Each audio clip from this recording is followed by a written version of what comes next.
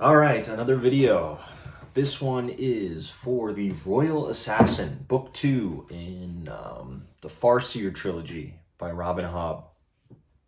Well, I seem a bit tired because it is late here. It's like 10 p.m. Finished it in 2 days. I think I knocked out like 60% today. I had to keep reading. It was just too dang good. Too dang good, this book. If you saw my first video on this or not, just know that I thought the first book was slow.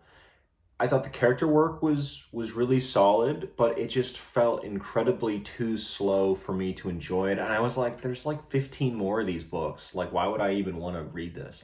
However, this book, the second book, it was all intrigue and the character building was fantastic. Fitz has finally gone from like a kid to now someone who is no longer just learning the entire time, who's actually doing a lot of stuff. And a lot of stuff happens. I feel like a lot more stuff happens in this book than in the first one. And I supremely enjoyed it. I really did. Um, it got me caring enough about the characters and then the plot for me to consistently, like throughout the book, say, why did this just happen? Why did you make this stupid mistake? Why? Um, and I thought it was great. However, I don't usually write notes down during a book, but I did do it for this one, and not many, right? It's just a little bit of a notepad, but it's a little bit of spoilers, right? I guess I'll hold up my hand, but this is in regards to whatever spoilers for the rest of it. All right, so at the end of the first book, Regal is shown to be a traitor. He is shown to um, willingly kill and get the killing of a ally's like heir, like the son who's next to the throne, and then try and take all of the power and the skill from Verity, the king in waiting, who is like protecting the kingdom, right? And who is the only one really protecting the kingdom with this skill, which Regal has like none of, right?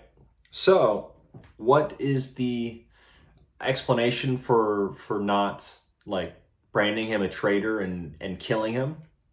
It's like half-hearted. Oh, he tried, but he failed. We'll we'll make sure that we slap his wrist hard enough, right?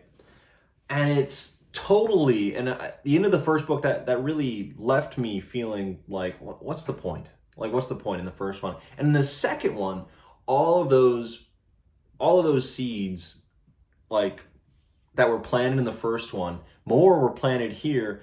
Signs were red flags were completely thrown under the rug.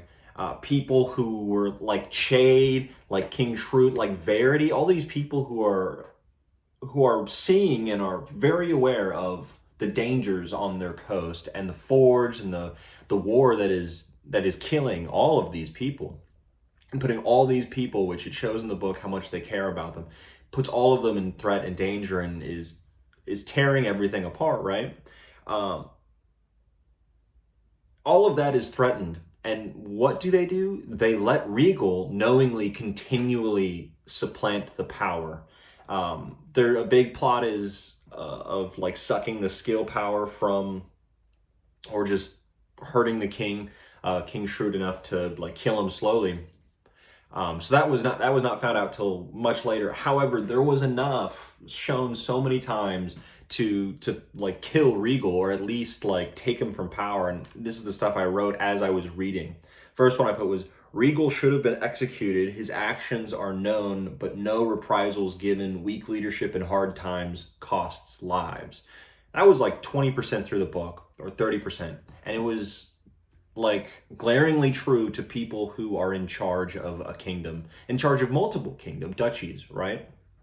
Of people who are wise and who have lived long and all this. And it's like you live in this book clearly shows a cutthroat world, incredibly cutthroat, and you are and I'm talking to all of like even I mean he's kind of a kid, but he grows in this. He grows to an adult. He's a man. It said he's a man. So even our main character Fitz, just always being indecisive or not realizing the danger that they're so clearly in. The next one I put was Regal does nothing, meaning like he doesn't bring uh, like prowess in battle. He doesn't lead anything. All he does is like do feasts and steal from the treasury, and yet is left at home while Verity leaves. Yeah, he leaves to go on his quest to find the elderlings or whatever. Which whatever about that quest. However, he knowingly leaves. And I thought while this was happening and the king was responding, he was like lucid for once when Verity, Regal, and Fitz were there. And the king's like, oh yeah, okay, so Regal, you definitely want Verity to leave. And you want, because you think the elderlings need to be talked to, right? And Regal's like, yeah. And he's like, okay, the king is lucid. He's trapping Regal. He's going to keep Verity here and send Regal off.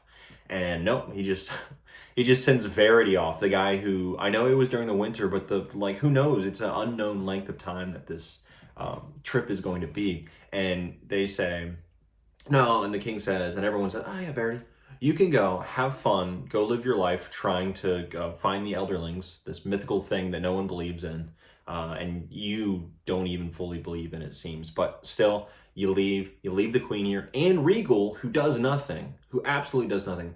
If you believed that it would be helpful, which the elderlings would be helpful, I guess, then, and you want to send someone of farcier blood, Regal is known to have that. He's known to be of no use. He doesn't actively help in the war. Send him. He's not even helping with the building of ships or anything. Like, I don't know why these decisions are being made. It seems foolish. My last thing I put was Regal is a traitor and knowingly, hold on, what did I write? Who knows? Who knows what I wrote? It was in great emotion that I wrote this. But even like Chade, who is old, knows most things, the spy master, even he is like, don't you dare talk about talk bad about Regal, like throughout this, while like knowing complaints are brought up by Fitz. And it's just mind numbing. Like I loved the book. Like the book was so good, but the fact that Regal is just so blatantly in your face, just garbage, awful at ruling, and he's actively not only just garbage, he is shown to be a traitor at the end of the book. Everyone knows he's a traitor, and he continually shows that he continues to be a traitor, and yet he was not at least banished, right? Or his throat wasn't cut. I was this whole time I was like, you guys are soft in a hard world, and you're going to fail for it. And I guess that's kind of the point, but I don't know, it didn't seem to make sense other than, oh, he's family. But that in a cold world, and people who are making decisions, cold decisions, and are shown to make cold decisions before, they were suddenly unable to do that for this guy who no one likes. I don't know. That's my rant on it. It was aggravating, and at least that's over with the very interesting ending that happened. Verity's off in the wild. Regal has his kingship. Molly's gone. I also wanted to mention that Molly, I guess because this was written by a woman, but Molly felt, and the relationship felt between Fitz and Molly and all of that, it felt real. Her reactions, her emotions, the words that she spoke, all of that felt real. And his like their arguments and the all of it. It was great, and it was so heartbreaking seeing her like having to struggle with the reality of the romance with Fitz, and how that kind of was, not able to breathe at all. Like he couldn't be with her. He often left her alone for days at a time, right? It was totally not fair to her.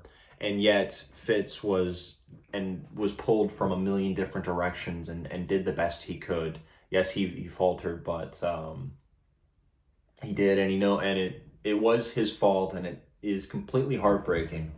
Um, but in a way, it was good to see Molly like pick up and leave, like just get out of there, and it was good timing to do it as well. After all of that, it was good she didn't see what happened afterwards. She just went off to live in a cottage somewhere with who knows what. But anywho, um, solid book, solid book. A little bit very interesting where we left off. Fitz like is now back in his body, dug up. It's been like a couple months it seems, and now everyone thinks he's dead. So that's an interesting plot dynamic. I imagine he's going to go to find Molly now that he's not kind of dragged in all these directions that he used to be. Right? So we shall see. We shall see what happens. Solid read, and it really jumped up in quality from the first book. Really jumped up in quality. I look forward to finishing this trilogy. Who knows how long it is until I start the next trilogy. But last book next. All right. On to the next book. Oh, I would rate it an 8.8. 8.8, 8.9. Great solid read. 8.8, 8.9. All right.